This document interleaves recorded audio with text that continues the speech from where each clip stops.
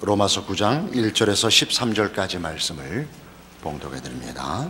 로마서 9장입니다. 내가 그리스도 안에서 참말을 하고 거짓말을 아니하노라.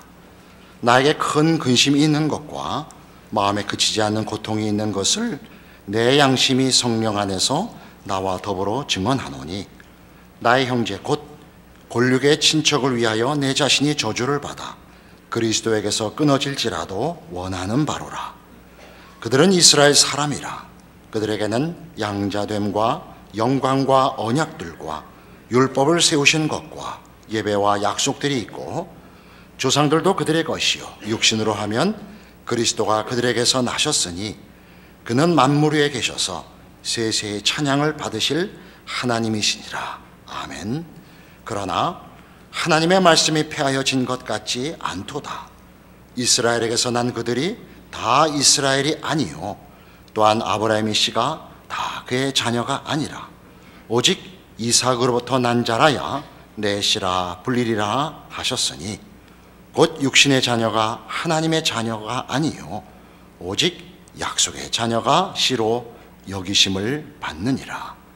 약속의 말씀은 이것이니, 명년 이때에 내가 이르리니 사라에게 아들이 있으리라 하심이라. 그뿐 아니라 또한 리브가가 우리 조상 이삭 한 사람으로 말미암아 임신하였는데 그 자식들이 아직 나지도 아니하고 무슨 선이나 악을 행하지 아니한 때에 택하심을 따라 되는 하나님의 뜻이 행위로 말미암지 않고 오직 부르시는 이로 말미암아 서게 하려 하사, 리브가에게 이르시되 큰 자가 어린 자를 섬기리라 하셨나니 기록된 바 내가 야곱은 사랑하고 에서는 미워하였다 하심과 같으니라. 이 로마서 9장에 오면 중요한 질문을 만나게 되는데, 기독교 신앙 혹은 기독교 복음의 가장 중요한 핵심을 이 질문과 이 도전으로 너무나 분명하게 드러내는 것입니다. 그것은 그 앞에 있었던 8장 38절과 39절과 이어서 이해를 하셔야 되는데, 내가 확신하노니 사망이나 생명이나 천사들이나 권세자들이나 현재일이나 장래일이나 능력이나 높음이나 깊음이나 다른 어떤 피조물이라도 우리를 우리 주 그리스도 예수 안에 있는 하나님의 사랑에서 끊을 수 없으리라 하는 말씀입니다. 잘 아시겠죠? 그러나 이렇게 한번 현실적인 문제와 연결해 보십시오. 하나님의 사랑이 예수 안에서 무한대라면, 불가능할 것이 없다면 이스라엘의 반역은 뭐냐? 이 문제입니다. 이스라엘이 예수를 거부한 것은 뭐냐? 어떻게 아실 겁니까? 그들은 실제로 거부했고 아직까지 이스라엘은 거부하고 있는데, 예수 안에 있는 하나님의 사랑에서 끊을 것이 없다면 저들이 용서가 되느냐? 된다는 얘기겠죠. 그럼 저들이 한 거부는 아무래도 괜찮은 거냐? 이렇게 질문은 생각보다 깊은 것입니다. 여러분의 신앙생활 속에서 어떠한 실패도 여러분을 향한 하나님의 사랑과 은혜를 꺾을 수 없다. 그건 대단히 귀한 기독교 복음이지만, 동시에 그렇다면 잘한 것과 못한 것이 아무 상관이 없단 말이냐? 라는 것도 분명히 짚고 넘어가야 될 문제 아니겠습니까? 잘못한 건 있습니다. 그건 어떻게 해결되느냐? 어디까지 괜찮으냐?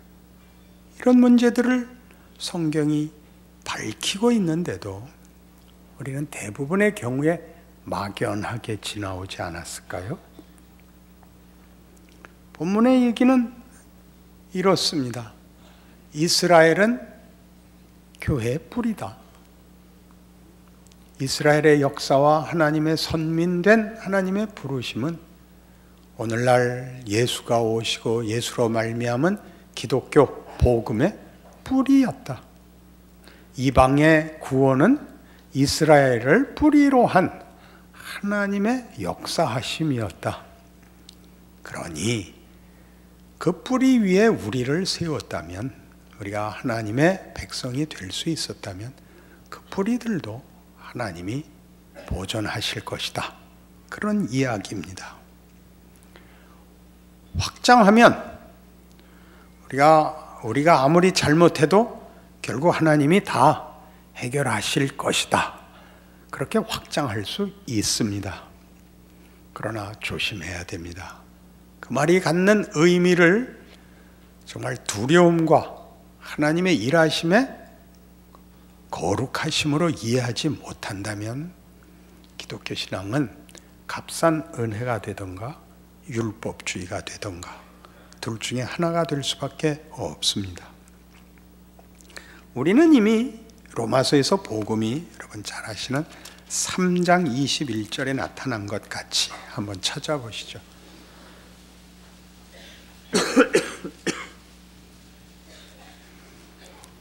우리말 성경엔 빠져 있지만 21절이 그러나가 있다 그랬습니다. 그러나 이제는 율법 외에 하나님의 한 의가 나타났으니 율법과 선지자들에게 증거를 받은 것이라. 곧 예수 그리스도를 믿음으로 말미암아 모든 믿는 자에게 미치는 하나님의 의인이 차별이 없느니라. 차별이 없다는 건 조건과 자격에 얽매이지 않는다는 뜻이었습니다. 율법, 원인과 결과의 법칙, 인과 율, 그것을 벗어나는 하나님의 은혜, 예수로 말미암는, 믿음으로 말미암는 구원. 그 앞에 장들이 뭐였죠? 1장 18절에서 3장 20절에 이르도록 인간이 저지른 선택, 하나님 외면, 거부, 불신앙, 자기 마음대로 살기가 초래한 필멸의 운명, 하나님의 진노 아래 있는 인류를 하나님이 예수 안에서 해결해 버리셨습니다. 없었던 걸로 했다는 뜻이 아닙니다. 우리의 잘못된 선택과 잘못된 역사를 예수 안에서 해결하셨다. 그 해결은 믿음으로 되었기 때문에 자격이 있는 자나 조건이 있는 자가 아니라 예수로 말미암는, 그를 믿는 모든 이에게, 이런 때 믿는다는 말은 행위와 대조되어 모든 자에게 가능한 이라는 뜻이 되죠. 그것이 얼마나 큰지 우리 로마서 8장에서 보았듯이 어떤 것으로도 이 예수 안에 있는 구원, 그 사랑을 끊을 수 없다. 그것은 열어놓은 문에 불과하지 않고 하나님의 적극적인 의지요 행사다. 그게 로마서 8장입니다. 그러자 이제 그러면 이스라엘은 어떻게 되는 것이냐? 저들이 구원을 받는다면 저들의 거부, 저들의 선택은 무엇이 되는 것이냐? 그것을 용서한다면 어떤 식으로, 어떻게 그것이 가능하냐? 라는 질문이 각 개인에게 주어집니다. 왜냐하면 신앙생활을 온전하게 이루는 자는 없기 때문입니다. 그것이 사소한 문제라면 그럭저럭 넘어갈 수 있겠지만 그것보다 큰 경우도 더러 생기는 것이 현실이기 때문입니다. 이 문제에 대하여 성경은 놀라운 이야기를 하는데 오늘 본 본문과 같이 이스라엘을 논하기 위하여 아브라함과 이삭과 야곱을 동원하고 있습니다. 약속의 자녀만이 이스라엘이다. 이스라엘은 생물학적, 인종적, 국가적 구별이 아니고 약속의 자녀라는 것으로 구별된다. 해서 아브라함과 이삭과 야곱을 구별하는데 찾아가 봅시다. 창세기 28장입니다.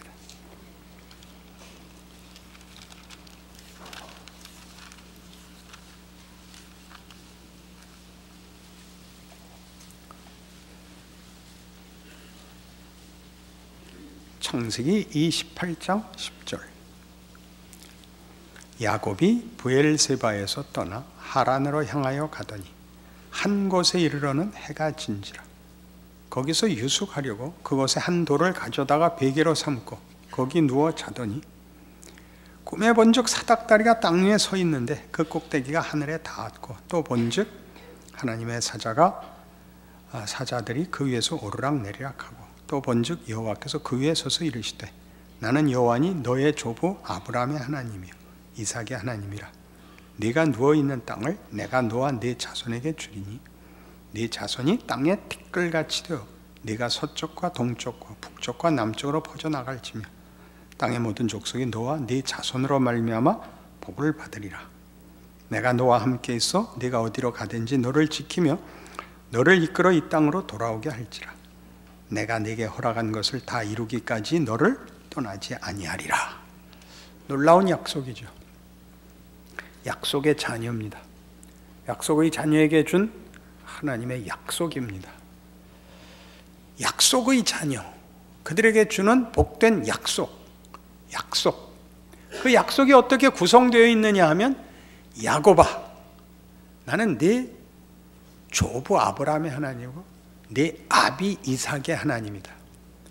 야곱은 갑자기 어디서 붙잡혀 덜렁 끌려 나오고 믿음이라는 이름으로 깨우침과 회개와 결심을 하면 되는 정도가 아니라 하나님이 벌써 전에 준비하셔서 야곱을 아브라함과 이삭을 지나 야곱이 오도록 준비하여 존재케 하는 하나님, 또는 그렇게 존재하게 된 야곱, 이렇게 설명하고 있는 것입니다.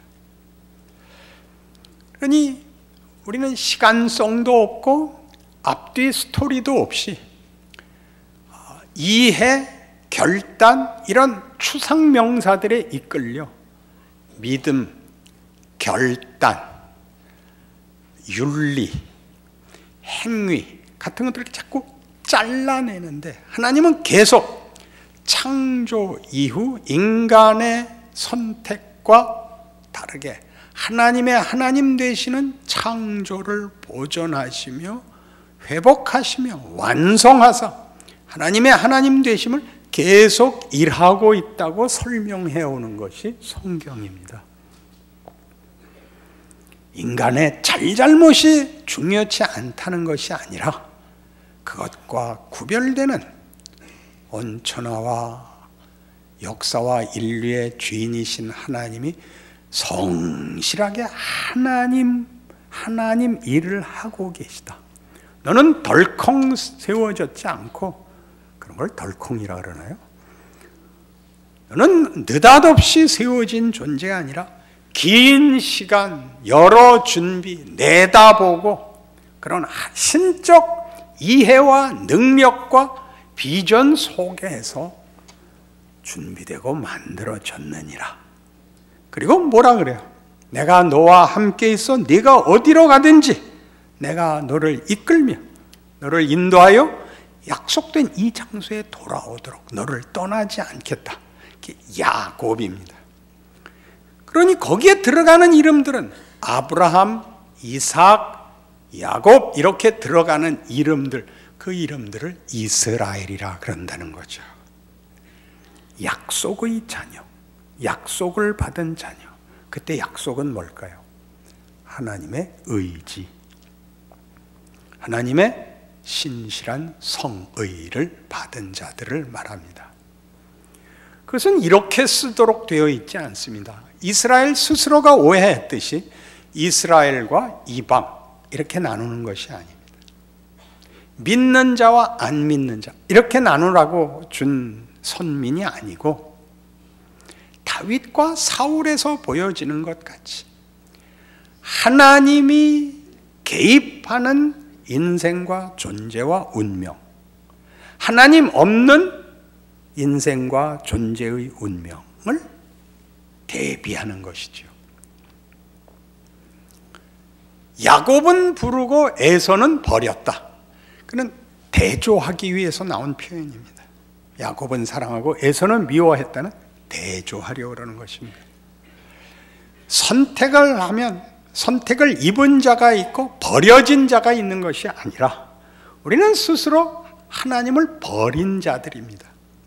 우리가 가는 길과 우리의 인생의 운명의 끝이 무엇인가와 하나님이 함께 하시고 복 주시는 자의 인생의 끝이 무엇인가를 대조하기 위하여 하나님 있는 자와 없는 자를 대비시키고 있습니다.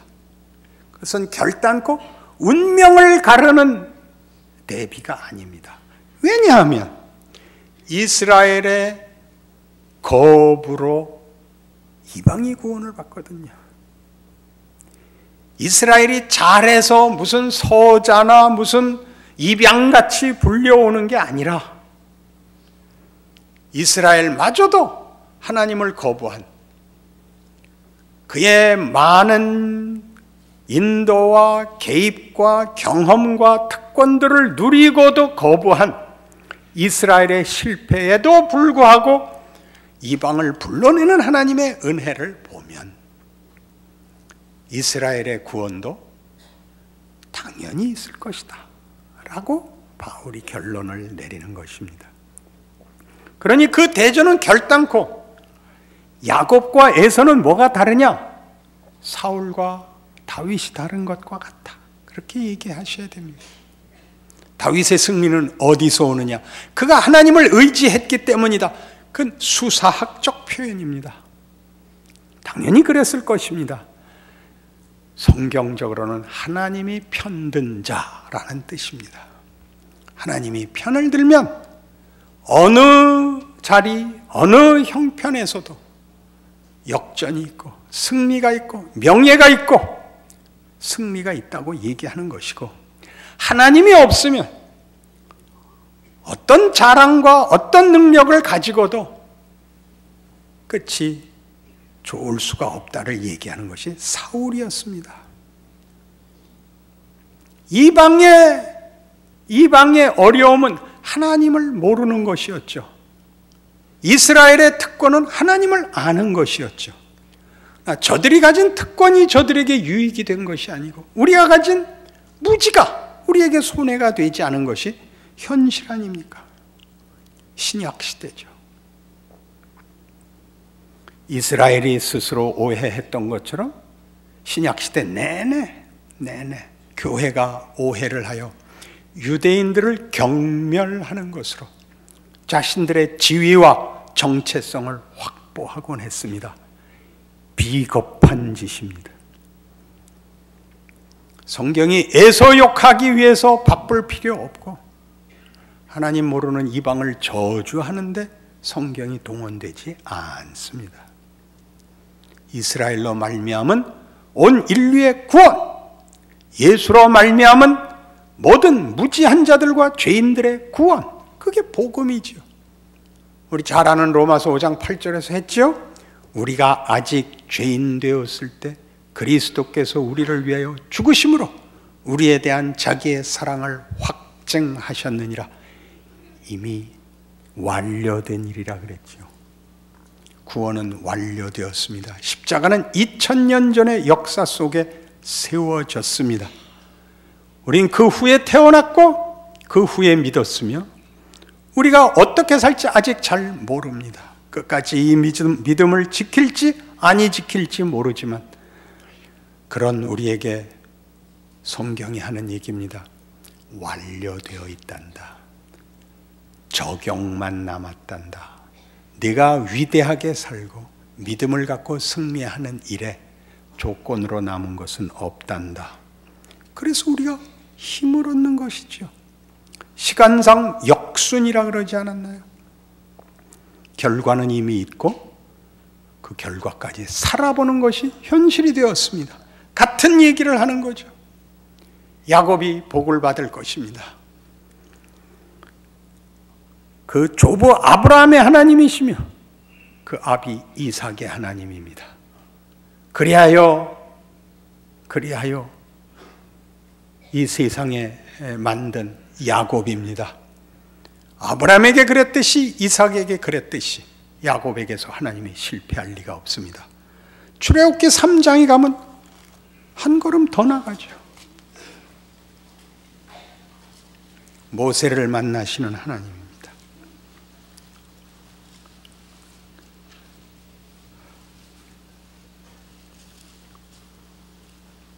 출애굽기 3장 4절 여호와께서 그가 보려고 돌이켜 오는 것을 보신지라 하나님이 떨기나무 가운데서 그를 불러 이르시되 모세야 모세야 하시매 그가 이르되 내가 여기 있나이다. 하나님이 이르시되 이리로 가까이 오지 말라. 네가 선 것은 거룩한 땅이니 네 발에서 신을 벗으라. 또 이르시되 나는 네 조상의 하나님이니 아브라함의 하나님 이삭의 하나님 야곱의 하나님이니라. 모세가 하나님 배웁기를 두려워하여 얼굴을 가리우매 여호와께서 이르시되 내가 애굽에 있는 내 백성의 고통을 분명히 보고 그들이 그들의 감독자로 말미암아 부르짖음을 듣고 그 근심을 알고 내가 내려가서 그들을 애굽인의 손에서 건져내고 그들을 그 땅에서 인도하여 아름답고 광대한 땅 젖과 꿀이 흐르는 땅 곧 가나안 족속 헷 족속 아모리 족속 브리스 족속 히위 족속 여부수 족속의 지방에 데려가려 하노라. 하나님이 직접 내려오시고 직접 데려가실 것입니다. 모세는 이 시점이 얼마나 막막한 시점인지 여러분 아실 것입니다. 자기가 누구인지를 깨닫고 자기 민족의 억울함을 알고 하나님이 누구신지를 알고 40세 때 그가 자기 민족을 위하여 일어났던 사람입니다. 그때 하나님이 편들지 않아서 실패했죠. 쫓겨나고 도망쳐 미디안 광야에서 40년을 보냅니다. 원망과 억울함과 분노와 희망과 자책과 눈물과 모든 걸 다 지나서 남은 것이 없이 그저 한 목동에 불과한 이 나이에 하나님이 부르십니다. 뭐라고 부르신다고요? 나는 네 조상의 하나님이니 아브라함의 하나님, 이삭의 하나님, 야곱의 하나님이니라. 그 뒤 이름들은 일일이 열거하지 않았을 뿐이죠. 네가 존재하고 네가 당한 인생은 다 내가 지켜보았고 만들었고 내가 쓰는 인생이니라. 모세는 두려워합니다. 승복하지 않습니다. 그 모세를 하나님이 다그쳐 보내시죠. 그 의미를 아시겠습니까? 하나님의 의지와 하나님의 개입을 보십니까? 하나님의 개입. 그것이 오늘 우리가 로마서 9장에서 보는 약속과 선택입니다. 하나님의 의지가 있고 그 의지를 직접 행사하시는 그의 행위가 있습니다. 역사 속에 모든 존재 속에 우리 모두 안에서 일하시는 하나님의 일하심이 있습니다. 택하심을 따라 되는 하나님의 일하심이죠. 그래서 이 모세가 여기에 등장하는 데 있어서 중요한 인물이 하나 빠져 있죠. 요셉입니다. 시편 105편으로 가보십시다.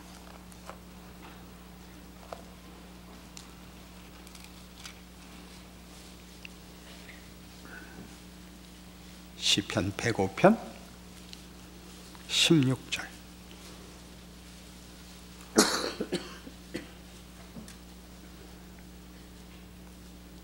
그가 또 그 땅에 기근이 들게 하사 그들이 의지하고 있는 양식을 다 끊으셨도다. 그가 한 사람을 앞서 보내셨으며 요셉이 종으로 팔렸도다. 그의 발은 착고를 차고 그의 몸은 쇠사슬에 매었으니 곧 여호와의 말씀이 응할 때까지라. 그의 말씀이 그를 단련하였도다. 요셉 이야기는 여러분 잘 아십니다. 요셉은 야곱의 11번째 아들입니다. 형들의 미움을 사서 팔렸죠. 애굽에 가서 시위대장 집에서 일하다가 무고를 당하여 감옥에 갔죠. 그리고 풀려나 총리가 되고 온 세상에 든 기근 때에 애굽과 다른 나라 백성까지 다 살리고 그 속에 자기 가족이 구원을 받습니다. 이 이야기는 늘 쉽게, 너무 쉽게 이해가 돼서 그 깊이를 놓칩니다. 이렇게 생각해 보십시오. 형들은 요셉을 팔아먹는 바람에 구원을 얻게 됩니다. 그게 앞뒤가 맞는 얘기입니까? 배신을 해서 구원을 얻습니다. 요셉은 억울함을 당하고 고난을 겪고 영광의 자리에 앉습니다. 그럼에도 불구하고라고 쉽게 붙이지 마시고 그가 얻은 영광이 그 팔림과 무고라는 과정으로 거기까지 도달을 하게 됩니다. 훨씬 적극적인 것이 그 과정에 있어야 맞는 것이 우리의 이해입니다.